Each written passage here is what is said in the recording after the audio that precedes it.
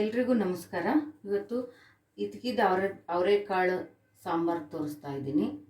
ಈ ಸಾಂಬಾರಿಗೆ ಅವರೆಕಾಳನ್ನ ಒಂದು 5 to 6 ಅವರ್ಸು ನೆನೆ ಹಾಕಬೇಕು. ಆಮೇಲೆ ಅದ್ರ ಮೇಲಿನ ಸಿಪ್ಪೆ ತೆಗೆದ್ರೆ ಈ ಥರ ಬರುತ್ತೆ. ಇದು ಅವರೆಕಾಳು ನೀರು ಬಾಯ್ಲ್ ಮಾಡೋಕ್ಕೆ ಇಟ್ಕೊಂಡಿದ್ದೀನಿ. ಇವನ್ನ ಬೇಯಿಸೋಕೆ ಹಾಕೋಣ. ಕುಕ್ಕರ್ಗೆ ಇಡ್ಬೋದು. ಕುಕ್ಕರ್ಗೆ ಇಟ್ಟರೆ ತುಂಬ ಮೆತ್ತಗಾಗ್ಬಿಡುತ್ತೆ, ಚೆನ್ನಾಗಾಗಲ್ಲ ಮೆತ್ತಗಾದರೆ. ಇವನ್ನ ಸ್ವಲ್ಪ ಹೊತ್ತು ಒಂದು 10 to 15 ಮಿನಿಟ್ಸ್ ಬೇಯಿಸ್ಕೋಬೇಕು. ಆಮೇಲೆ ಇದಕ್ಕೆ ಬೇಕಾಗಿರೋ ಸಾಮಾನು ತೋರಿಸ್ತೀನಿ ನೋಡಿ. ಒಂದು ಸ್ವಲ್ಪ ಕೊಬ್ಬರಿ ತೊಗೊಂಡಿದ್ದೀನಿ, ಹಸಿ ಕೊಬ್ಬರಿ. ಆಮೇಲೆ ಒಣ ಕೊಬ್ಬರಿನೂ ತೊಗೋಬೋದು. ಹಾಗೆ 4 ಟೊಮಟೊ ತೊಗೊಂಡಿದ್ದೀನಿ. ಆಮೇಲೆ ಇದು ಸಾಂಬಾರು ಪೌಡ್ರು, ಅರಿಶಿಣ ಮತ್ತು ಧನಿಯಾ ಪುಡಿ, ಸ್ವಲ್ಪ ಚಿಲ್ಲಿ ಪೌಡ್ರ್ ತೊಗೊಂಡಿದ್ದೀನಿ, ಒಣ ಖಾರದ ಪುಡಿ. ಆಮೇಲೆ ರುಚಿಗೆ ತಕ್ಕಷ್ಟು ಉಪ್ಪು.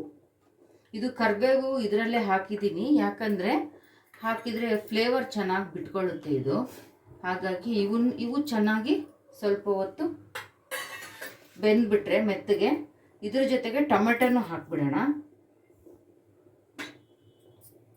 ಕಟ್ ಮಾಡಿ ಇಟ್ಕೊಂಡಿದ್ದೀನಿ ಟೊಮೆಟೊ. ಇವೆರಡು ಚೆನ್ನಾಗಿ ಬೆಂದ ಮೇಲೆ ನಾವು ಇದಕ್ಕೆ ರುಬ್ಕೊಳ್ಳೋಕ್ಕೆ ಇವನ್ನೆಲ್ಲ ಹಾಕಿ, ಕಾಯಿ ಹಾಕಿ, ಇದ್ರ ಜೊತೆಗೆ ಇದಿಷ್ಟನ್ನು ಹಾಕ್ಕೊಂಡ್ಬಿಟ್ಟು ನಾನು ಪೇಸ್ಟ್ ಮಾಡ್ತೀನಿ. ಈಗ ಇದು ನೋಡಿ, ಸಾಂಬಾರು ಪೌಡ್ರ್ ಎಲ್ಲ ಕೊಬ್ಬರಿ ಹಾಕಿಬಿಟ್ಟು ಮಿಕ್ಸಿ ಮಾಡ್ಕೊಂಡಿದ್ದೀನಿ. ಅವರೆಕಾಳು ಬೆಂದಿದೆ, ಎಲ್ಲ ರೆಡಿಯಾಗಿದೆ. ಈಗ ಇದಕ್ಕೊಂದು ಒಗ್ಗರಣೆ ಹಾಕೋಣ. ಒಂದು 2 ಸ್ಪೂನು ಎಣ್ಣೆ,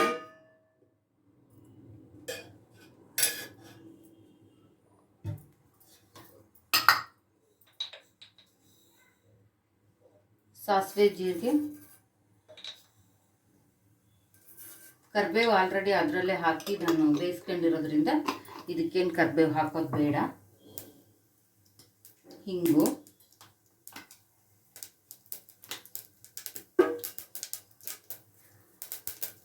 ಒಂದು ಚಿಟಿಕೆಯಷ್ಟು ಹಿಂಗಾಕಿ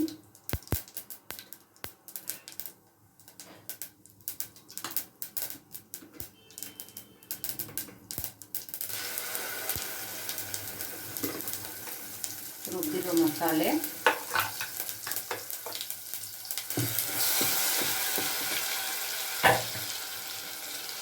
ಇದನ್ನು ಬೇಯಿಸ್ಕೊಂಡಿದ್ವಲ್ಲ ಆ ನೀರು, ಟೊಮೆಟೊ ಎಲ್ಲ ಹಾಕ್ಬಿಡೋಣ.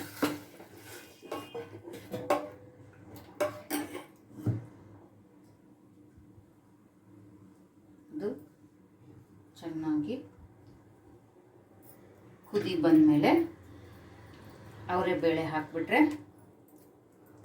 ನಮಗೆ ಇದ್ಕಿದ ಅವರೆಬೇಳೆ ಸಾಂಬಾರು ರೆಡಿ ಆಗುತ್ತೆ.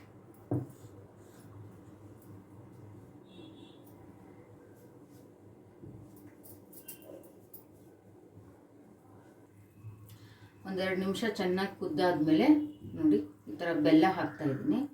ಬೆಲ್ಲ, ರುಚಿಗೆ ತಕ್ಕಷ್ಟು ಉಪ್ಪು,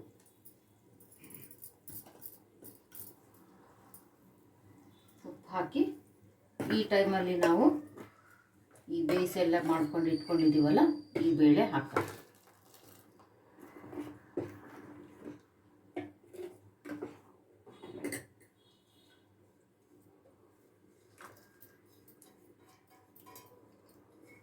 ಬೇಳೆ ಹಾಕಿ ಒಂದೆರಡು 3 ನಿಮಿಷ ಕುದಿಸ್ಕೊಂಡ್ಬಿಟ್ರೆ ನಮಗೆ ಇದ್ಕಿದ ಅವರೆಬೇಳೆ ಸಾರು ರೆಡಿಯಾಗುತ್ತೆ. ಮುದ್ದೆ ಜೊತೆಗೆ, ಅನ್ನಕ್ಕೆ ಬಿಸಿ ಬಿಸಿದು ಚೆನ್ನಾಗಿರುತ್ತೆ.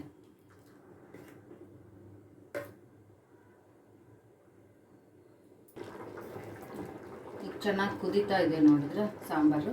ಈ ಟೈಮಲ್ಲಿ ಒಂದು ಸ್ವಲ್ಪ ಕಟ್ ಮಾಡಿ ಇಟ್ಕೊಂಡಿರೋ ಹಸಿ ಕೊತ್ತಂಬರಿ ಹಾಕಿದರೆ ಫ್ಲೇವರ್ ಎಲ್ಲ ಚೆನ್ನಾಗಿ ಬಿಟ್ಕೊಳ್ಳುತ್ತೆ. ಸಾಂಬಾರು ಟೇಸ್ಟಿಯಾಗೂ ಇರುತ್ತೆ. ಈಗ ನಮ್ಮ ಅವರೆಕಾಳು ಸಾಂಬಾರು ರೆಡಿಯಾಗಿದೆ. ಅವರೆಕಾಳು ಸಾಂಬಾರು ರೆಡಿಯಾಗಿದೆ. ಈಗ ಅವರೆಕಾಳು ಸೀಸನ್ ಆಗಿರೋದ್ರಿಂದ ನೀವು ಮಾಡಿ ಮನೆಯಲ್ಲಿ ಟೇಸ್ಟ್ ಹೇಗಿದೆ ಅಂತ ನಂಗೆ ಕಮೆಂಟ್ ಮಾಡಿ. ಧನ್ಯವಾದಗಳು.